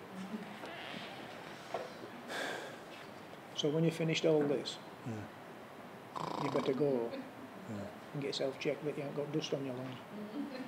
This absorbs all that. Do you know when I was in India, Yeah, I was working with mercury gilders, people that made copper look like gold. So you mix, you get a little bit of gold, they have a little like noodles of gold, and they go into a pestle and mortar with a bit of lemon juice, and then they get a little bit of mercury, it's like a little bit of mercury, chuck it in the pot with a pestle and mortar, and then they're grinding and grinding and grinding and grinding and grinding until it turns to like this, like putty, like, literally like that, like putty. Then you get a sculpture like that. If I wanted to give you a gold nose, they put acid, they put, I think it's lemon juice, acetic acid, it might be vinegar or anyway, a lemon juice basically, paint it on the surface of your nose, and you get this putty, and they stipple it on, and it sticks to the nose. So you get this like putty kind of nose that's on there. Then they get a blowtorch and just blast the mercury off, and gold is stuck to the top of the sculpture. so it's like gold leaf, isn't yeah, it? but that mercury Yeah. is just there. So these were very young South Indians in Madras, Chennai now, and they were 26, 27. They looked like they were 60, and they had pieces of buffalo meat in their mouth. And the idea was that whilst they were burning the mercury, the buffalo meat would attract all the bad fumes, and it did come out black. It came out of their mouths black, and they chucked it away. But it, No. typhoid and typhus and all this sort of, they died of these awful lung, it was horrible. The most beautiful, it was the best type of gilding. And there were temples in this Patan, it was called Patan, it's the third royal city of Nepal. Medieval temples were still bright golden temples. They've all been mercury gilded with this method. It was incredible. Yeah. To die for. To die for, yeah, literally. Yeah. Anyway, so that was, there'll be no dust in my mouth because this wax is attracting it all. I have, for the first time in my career, swallowed wax yesterday. It's been choking. I didn't realise, because it's sticky, it actually sticks to the inside of your throat. It's just below, whatever your body does when it comes. It's like some sort of ostrich man trying to get it out of my... It's gone now, but I don't know where it's got to. Yeah. So he's going to have to talk to his supplier and see if he can get it flavoured. You watch in February when he comes back to the next set, he'll be chewing back at He'll really embrace the yeah, mining why industry. not? And when you do it, you can chop your finger off with it, can't you? We're going to use that. Like a proper I'm going to use miner. mine now. I'm looking forward to the nudge. A whole Yeah, I new mentioned thing. that to you, didn't I? Because we were talking about these missing fingers. Yeah. And I think I mentioned it to Keith, and he says, yes, sometimes Oh, was it you? they weren't Not me. accidental. No, but you told me the story. No, somebody else was telling that stories, but I've heard of it. Really? Yeah. So, what was the story? Do you know what the story was? Mm. Can you tell us the story? When somebody decided they were short of a shilling or two, when there's nobody about, they'd get a nudge or another implement and take the little finger off, as you do. Yeah. Jesus. And to get compensation. Yeah. Yeah. Can you remember a lad, you know when I'm telling you about the shoving the pans over? Yeah. What he used to do is take a box of bolts with down pit, and as daft as it sounds, the bolts were soft metal. And when you used to ram, after so long, the ram had bent the bolts, because they were never a tight fit, and because it wasn't moving it, the bolt would snap. And sometimes half a bolt would stop in the hole. So some men used to get a stick or whatever I had and knock it out with another bolt. So the bolt just knocked the other bolt in, so but more than one person would shove the finger in to shove the bolt out and ram still on. Oh, God's sakes. Yeah. Yeah, Oh, finger no. off. That bit of wax. And the chap who lost his finger, his mate were outside of him, and he'd done it, just lifted his arm up, bandaged him up and took him out. Deputy says, find the finger, throw it in gob. So they didn't try to sew it back on, because if they sew it back on, they'd have got less money. So they got the finger and threw it in gob. Threw it away. Gob is a term. At the back of when the overman was not eating a finger.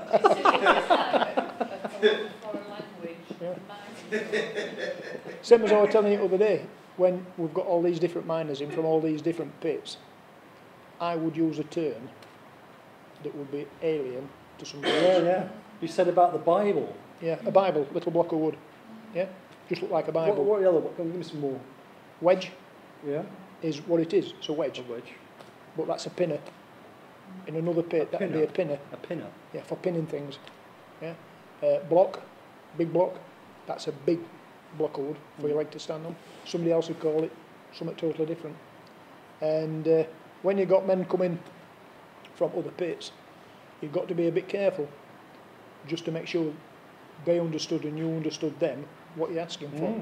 Because you'd be asking for something to come down cold face, and it'd be a totally different thing. So did you have many people from, for example, I mean, we've been talking about Polish people, Europeans coming. Did you have a European contingent, Polish or... The Polish were there before me, and the pits shut before all these lads started coming over. Pits had shut by then. But like I said, the Polish people that I work with were remnants at war. Right. They were war people that had come over. So did your dad work in the pit during the war? Yeah. Yeah. And did the pit keep open during the war? Yeah. So was it like, what do you call it, a reserved occupation? Yes. Yeah. So does that mean that, because I was talking to a girl this morning, Rachel, about the remembrance services here and how there's incredible military history here. If a majority of the miners in this area were mining in a reserved occupation, does that mean that the war had much of an impact in this area, in the sense of people going to it? And I mean, I don't know. I mean, you'd got people mining, but I would have thought you'd got miners that would still go to war. Want to go. Yeah, you'd still have them going, because the man that we can't name, because he shamed everybody and the grandmother, because he was a Bevin boy, because he didn't want to go to war, he'd sooner go down pit, so they got a choice. You either go to war or you're a Bevin boy. Bevy boy? Bevin. Oh! The MP, Bevin. Yeah. He turned around and said, right, what do you want to do? War, pit. Oof, I don't want a bullet, I'll go down pit. So the man who we can't name. Had to work on pits though, didn't they? Yeah. But my granddad and grandma during the pit, they had quite a lot of evacuees that lived, because they were, they were sent from London, and they had quite a few evacuee children living with them during war years. When my granddad used to look down the pit, they used to live a lot. And the evacuees would go down pit? No, they would just come and live with my grandma Okay. and grandma, because they were still here and working and everything. So. And were the pits, etc., targeted in the war? And was there considered to be a place I don't think there were. Steelworks. It was most Sheffield Steelworks and everything else. But for safety, I know it got mentioned before, all pits, where possible, had got connections to another pit. Yes. Barnborough were connected to Gawthorpe were connected to Highgate, Wath were connected to Romarsh, Parkgate were connected to somebody else. So if anything happened at pit top where they couldn't get men out, they'd walk underground to another pit to come out of that pit. And were they purposely built for that reason, or it just happened to be? I think some pits were purposely connected for that That's reason. a lot of effort just to get you connected. Yeah, but it's a lot of effort to train and keep men mining, isn't it? So, Yeah, and I think it was steel industry that hit more into. yeah. Because we're not a million mile away from where steelworks were, Parkgate, Rotherham and that area, not just Sheffield. And obviously other area, it's docks, all in that area.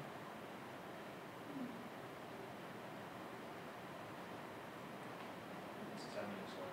10 minutes. Have you ever heard about Flixborough? No? Google it when you get home. Flixborough? Disaster at Flixborough. I want It weren't a pit. No, it weren't a pit. But what happened?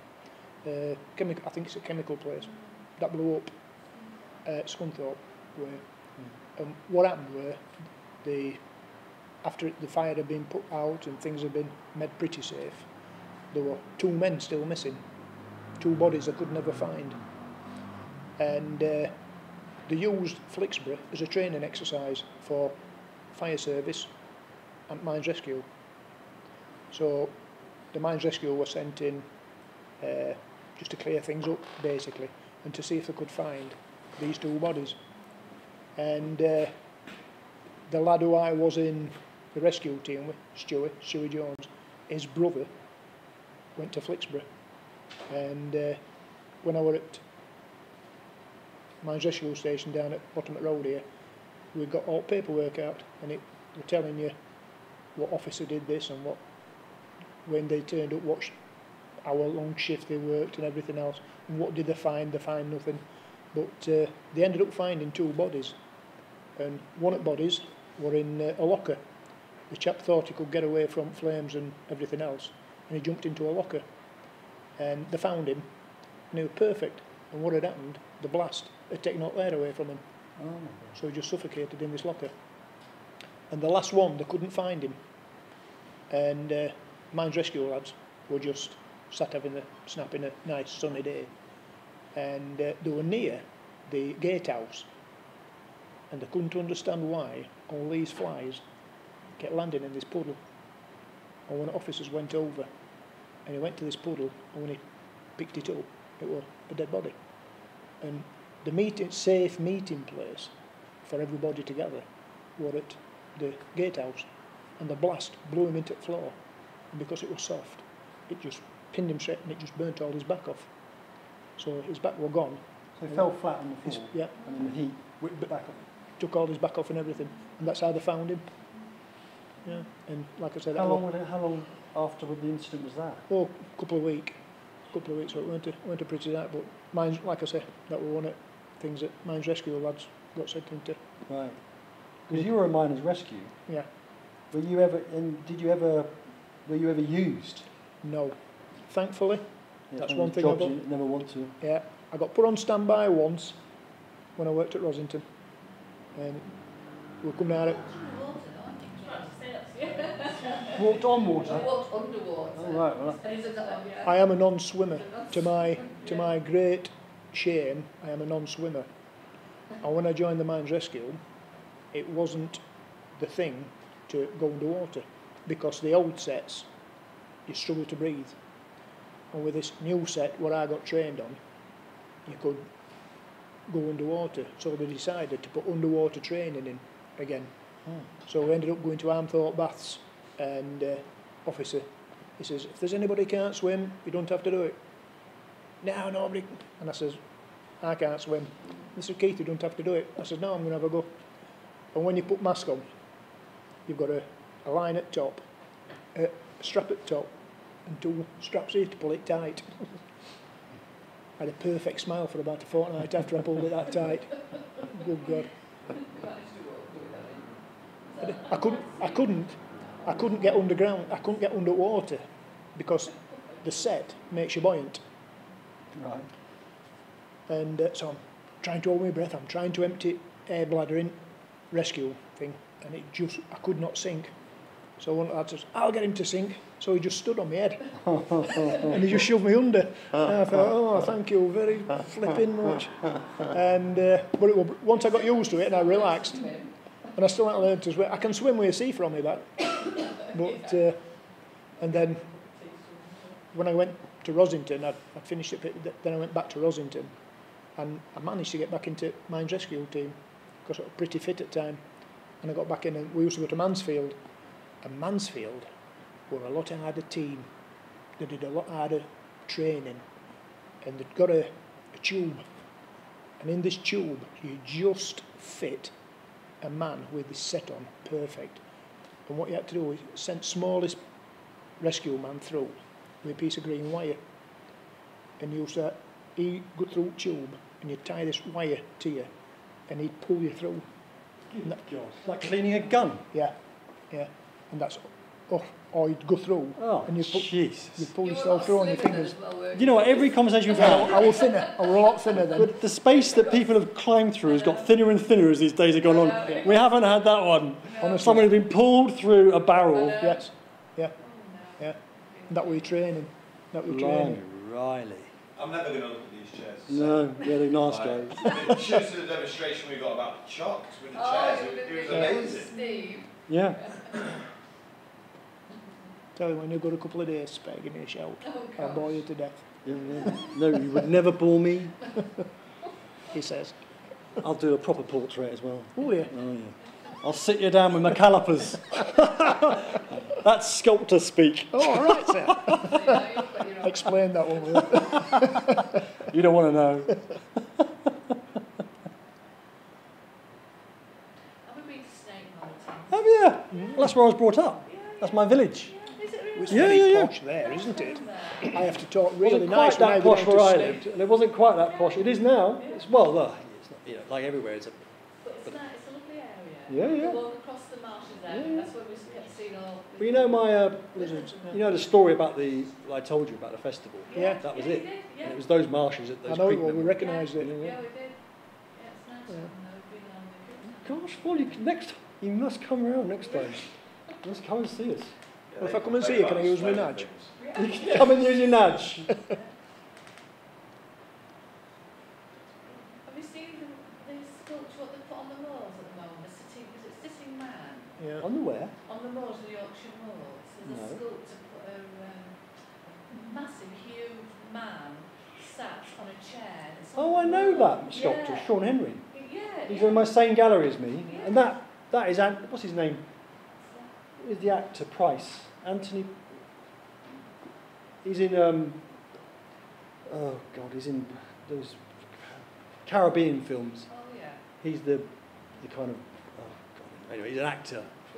An He's got a suitcase on his lap, Yeah, and he's got a suitcase, and he's standing there, and he's this yeah, actor, and he's yeah. done by a sculptor called Sean Henry, and it's there's a privately, and the guy owns that more, and he decided to put this great figure on it. It's Yeah. massive. Yeah. Yeah, We're going to go and see that. Look That's at us. that, aren't Yeah, we, for it? yeah. Can you get to it? Yeah, you can Yeah. park up and Park walk. up and walk to it, like, up yeah. to Moors and Yeah. see it, yeah. Well, I know it. It's quite nice. I know that guy. I know Yeah. the Anthony Price or something. His name is. Do you know Brian Blessed? No, I don't know Brian Blessed. Last story. Last story, Brian Blessed, Yeah. the man who, what does he say? Gordon's alive from Flash Gordon. Gordon's alive! He's from Goldthorpe. Is it? Yeah. And I used to work with his nephew, also called Brian Blessed. Really? And anything like him? No. Is he A lot a thinner. chip off the old block? No, a lot thinner. A lot thinner. But Brian will always tell you he's the son of a miner. Really? Always. Yeah. Brian Blessed. Brian Blessed will. Yeah. Yes. Yes. Go on then.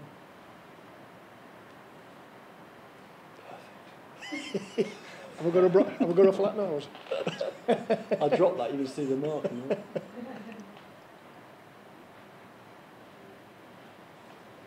I have to angle, when we do it, I'll have to angle it like that. So it would be like that, which is quite nice. And the way a sculpture hits the floor is very important. All right. So if I get it flat, it's going to be quite dead. It just sits flat. But if I just angle it a bit like that, it'll animate the bottom. Yeah. So I'm going to extend that throat Yeah. and be on a fulcrum, as it were. All right. And you know, we're always taught how your sculpture hits the floor is very important. So you'll see a lot of these have been considered in that fashion. The last sculpture lesson of the week. Have you enjoyed coming up here? I loved it. I've absolutely loved it. What can I say? It's been one of the most extraordinary experiences. Because, I mean, this is not making sculpture, and that sounds silly, but I've just had, you know, you kind of have to think. I haven't got to qualify this.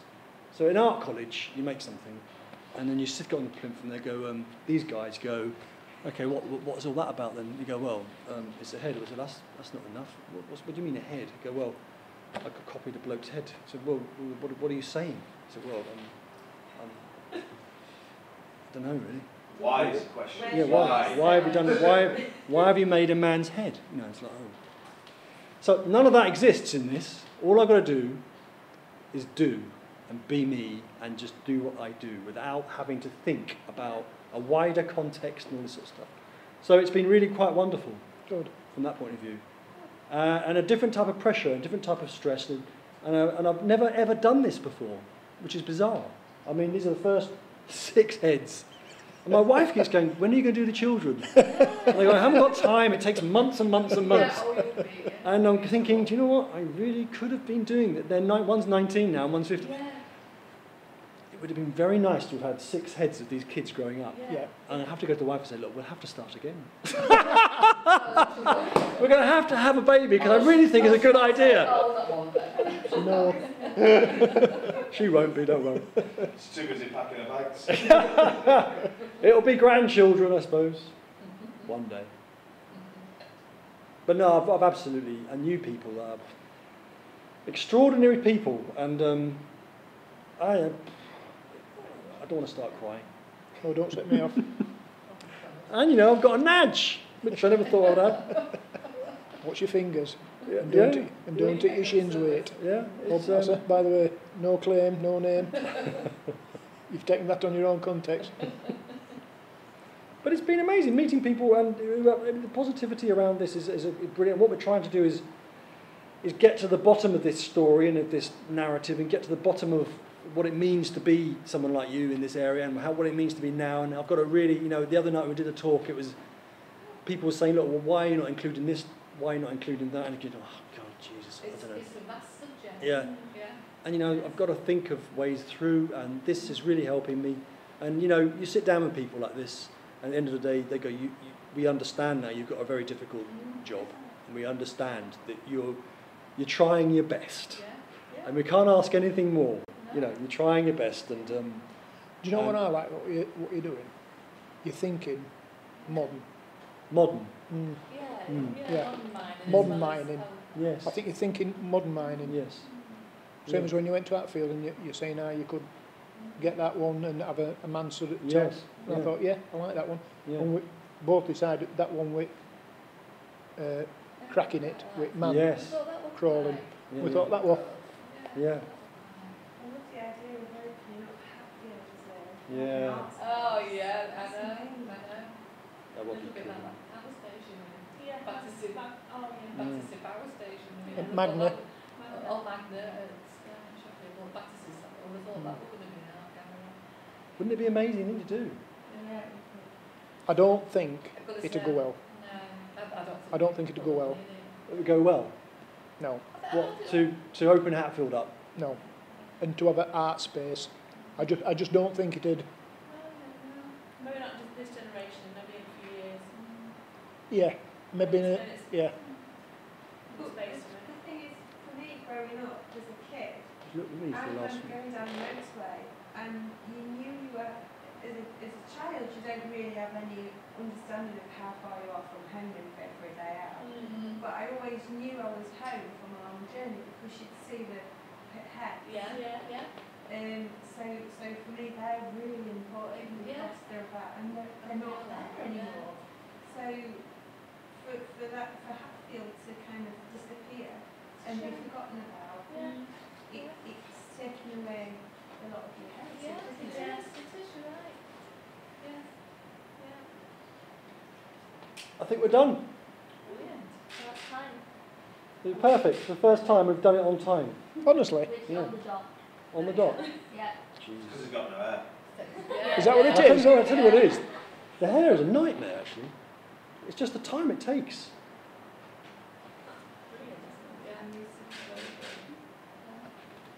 Let me hold my belly in. You can hold it. Well, yeah. Don't drop it. Oof, no. Can I take a photo of it now? It's illegal. Well, thank you. No, thank you. Thank you. A miner. A Minor, miner. not a collier. Yes. Not a collier. You mentioned that to somebody else, nowhere. Yeah, I did. Blue miners. Did you? Oh, I said someone told me the other day. Colder than that. You're a miner, not a collier. That's very good. Mm.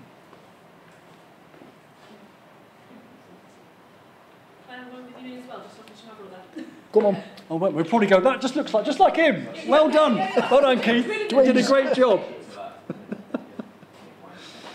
brilliant, thank you. Stay there, Laurence. Let's get another one. Just say your wife knows you're doing Have I talked too much? No, you've been brilliant. Absolutely brilliant, brilliant, mate. Really fantastic. Cheers, mate. Appreciate that. Can I just... Have you got time to paper?